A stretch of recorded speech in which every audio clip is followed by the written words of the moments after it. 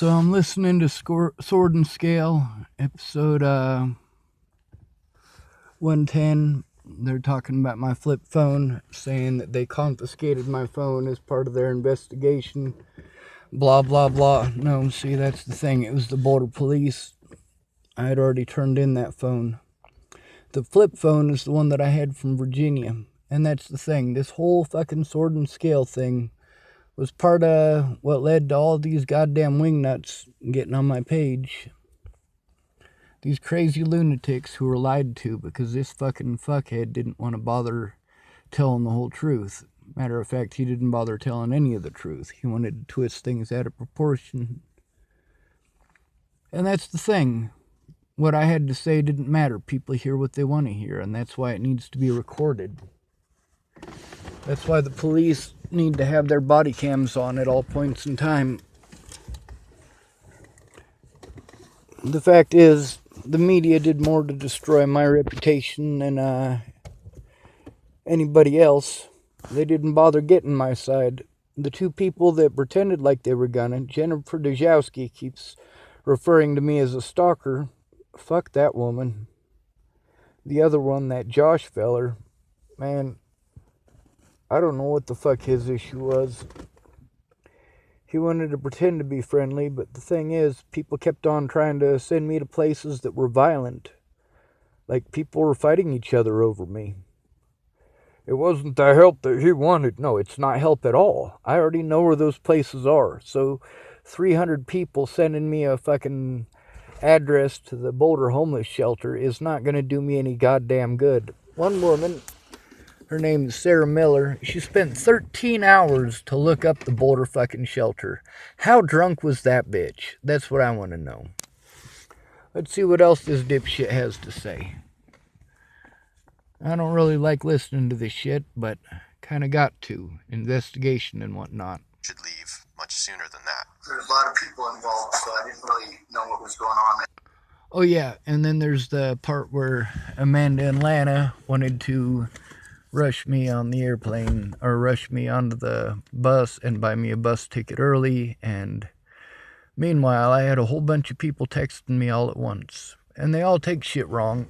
And you know, this whole thing is basically slander against Sean.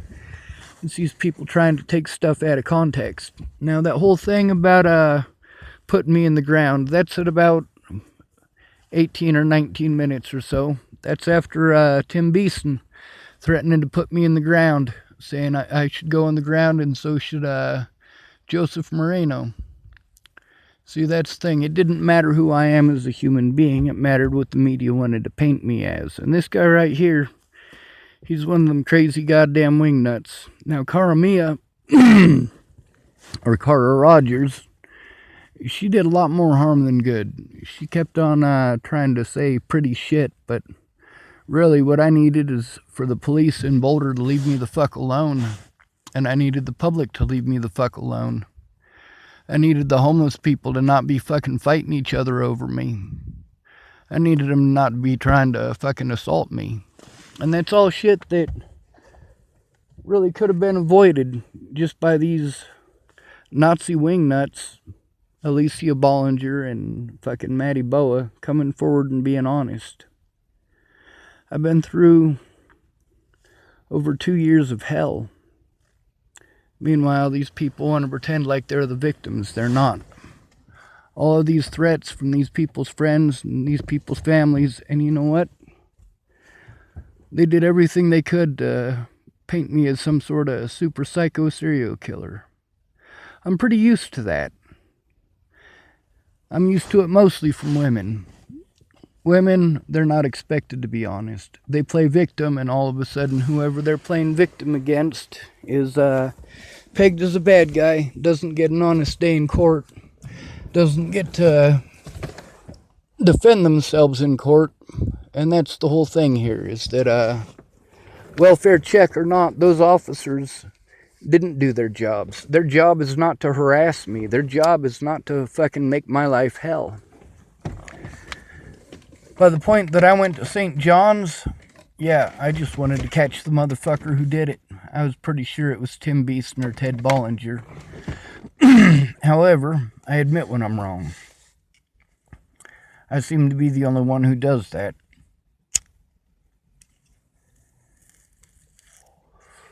Now, a lot of people on here, this one woman, she talks about how her husband has panic attacks and he doesn't talk about them. Well, I don't have any friends. I got people who care about me, but I don't get to see them. I don't get to go visit with them. All because people want to punish me for having panic attacks and not understand panic attacks and treat me like shit for them. And then this woman talks about how she's got a nephew who's full spectrum autism. You know what that reminds me of? That reminds me of that movie Tropical Thunder. You never go full retard. The thing is, it's a full spectrum. And as far as getting diagnosed, I fought against getting a diagnosis for a good long while. After Virginia, with all the threats and everything happening, I needed to be protected from these predators. They just wouldn't stop. For me, I didn't have anyone to talk to. I didn't. It's always everybody else's turn to talk, and that was the problem with being down on Pearl Street. You know, I wasn't allowed to have problems. If I had problems, nobody had time. If they had problems, I made time. If I had problems that I needed help with and people said they'd help me, well, they showed up and ended up being all about them. So I make videos now. These people slandered my name all the way across the internet. Created a public opinion that had people threatening me and assaulting me. That's not something that's acceptable, and it's not something that is stopped. For the rest of my life, I will speak out against the Bollinger family. What they did to Natalie was disgusting. The fact that I tried to get help repeatedly for it and was denied that help, was given empty words and empty promises, and people think pretty words fix it. I'm stuck out in the open being victimized by whoever the fuck wants to victimize me. Being a homeless person fucking sucks. It does. I mean, there's the younger folks who are out there for the drugs and the party, and it's not all drugs and a party. For me, not doing drugs and not partying, I mean, I really didn't fit in with the homeless community, but I found a spot, you know. Boulder was the first place where I was allowed to be me. Before that, I wasn't allowed to be me. Most places that I was at, people treated me like shit for things that they didn't understand and didn't try to understand, and that's something that happens to this day. These people are allowed to do these things to me, but I'm not allowed to do them back. And then folks want to whine, you're a hypocrite. Fuck you. Fuck you. Fight fire with fire. The fact is, at no point in time did any officer take my report. I mean, obviously, I'm fucking suicidal for a goddamn reason. It's not because I need fucking drugs. It's because people wouldn't leave me the fuck alone. Natalie's a victim. Not from me, she wasn't.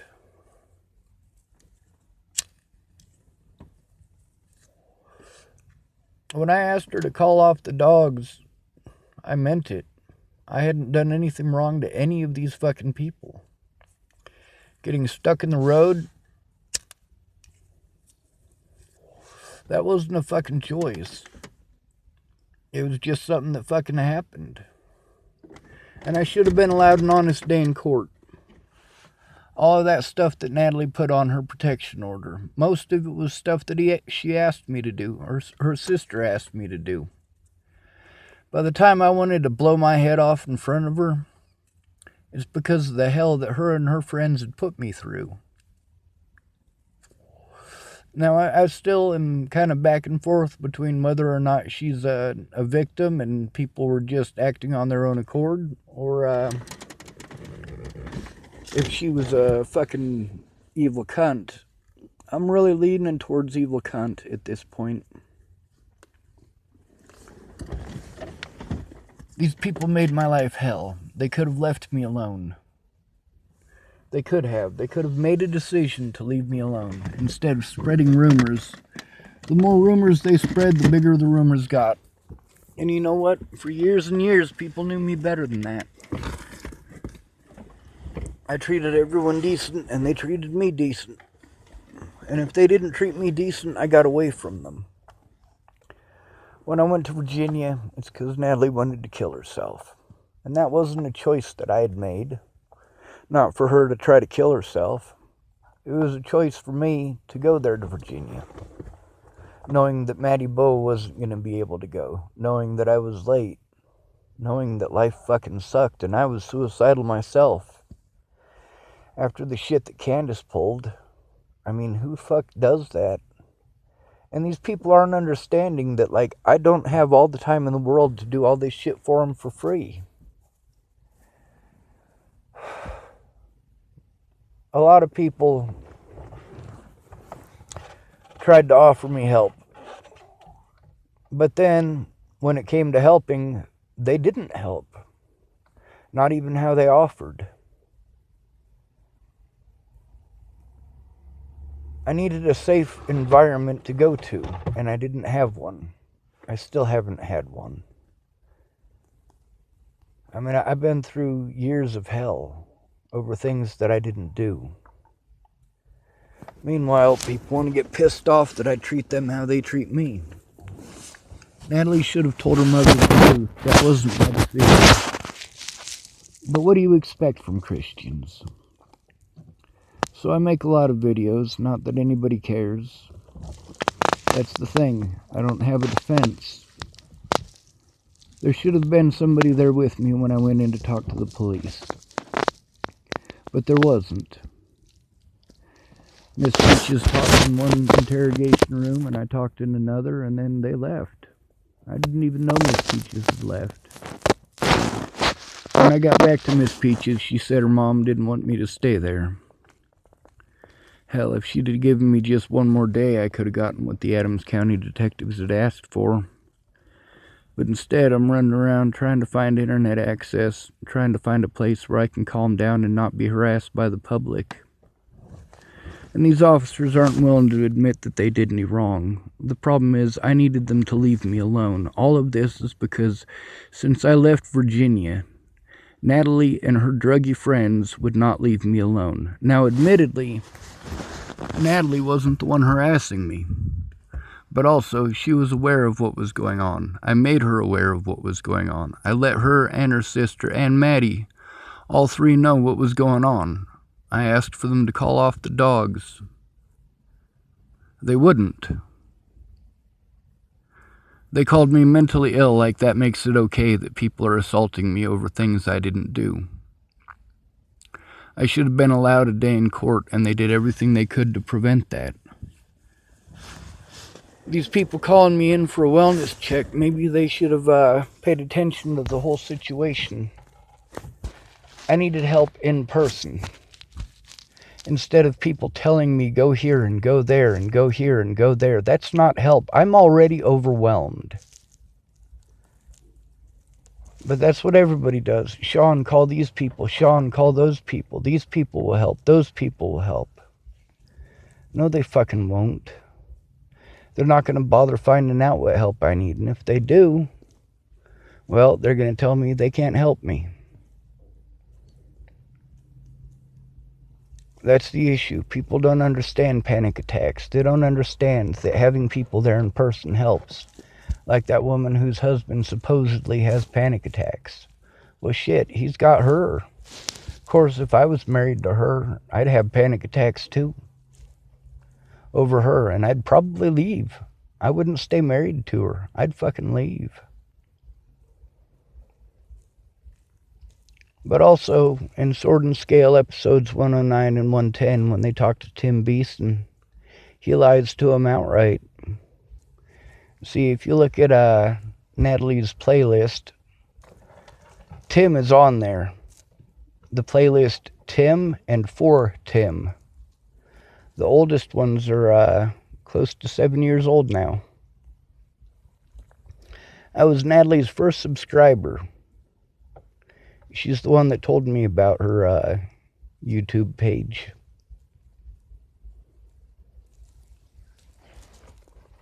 All of this stuff happened over people's opinions, not over things that I actually did. See, when Alicia said that I threatened Natalie and her family, I didn't threaten them. They felt threatened, and that's the difference there. People get fucking paranoid, and then they punish you over their own paranoia. I got sick of it. I've dealt with it my whole life. When I lived in Boulder, though, shit, that was the first time that I didn't have to deal with that. I mean, I still had to deal with it, but there were people who were accepting of me. They realized that I wasn't trying to hurt anybody. I mean, hell, Natalie and Alicia, the first time we ever had an issue was when I got that goddamn phone. That's the thing. Drug addicts will do anything to hide their addictions. While I was clean, Natalie was on drugs, Alicia was on drugs. Maddie Boa was pretending that she was trying to get clean, but was on drugs. I'm pretty used to this. The problem is I needed some legal assistance. I needed a buffer between me and these people. Assisted suicide should be legal because the way that people are treated when they're considered mentally ill is fucking disgusting. And black people want to complain about how they're treated. They should try being homeless.